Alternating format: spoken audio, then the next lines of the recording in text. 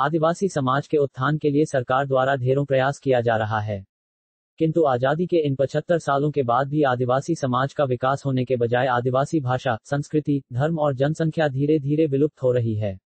आदिवासी समाज के लिए यह बहुत ही चिंता का विषय है। आदिवासियों के अस्तित्व को बचाने के लिए भाषा, संस्कृति और धर्म को बचाना जरूरी है।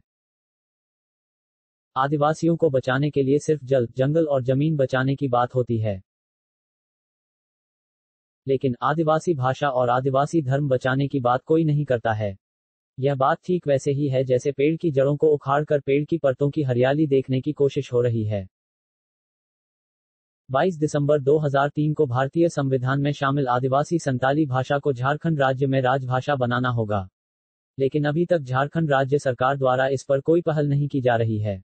इसी तरह केंद्र सरकार को भारत देश के आदिवासियों के लिए एक अलग धर्म कोड देना चाहिए, ताकि आदिवासियों को अपने धर्म कोड के अभाव के कारण जबरन हिंदू, मुस्लिम, सिख, ईसाई, जैन और बौद्ध बनने के लिए मजबूर न होना पड़े।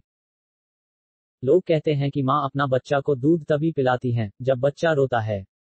दुर्भाग्य की बात यह है कि आदिवासी समाज को भाषा और धर्म बचाने की भूख ही नहीं है, किंतु संस्कृति बचाने के नाम पर नाच गाना, मौज मस्ती खूब किया जाता है। आदिवासी सेंगेल अभियान के चेयरमैन और पूर्व सांसद श्री सालखन मुर्मू, जो पारसी जितकारिया के नाम से भी जाना जाता है, ही एकमात्र आदिवासी नेता हैं जो संताली भाषा को राजभाषा बनाने और सरना धर्म कोड लागू करने की मांग को लेकर सड़क से सदन तक आंदोलन कर रहे हैं, जबकि बाकी आदिवासी नेता चुप हैं।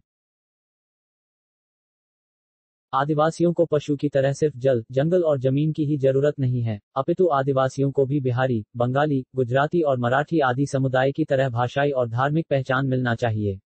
तब लेकिन आजादी के इन 75 सालों के बाद भी आदिवासी समाज के आत्मसुधार के अभाव और राजनीतिक विकलांगता के कारण आदिवासी अस्तित्व समाप्त होने के कगार पर पहुंच चुका है। यह बहुत दुख की बात है।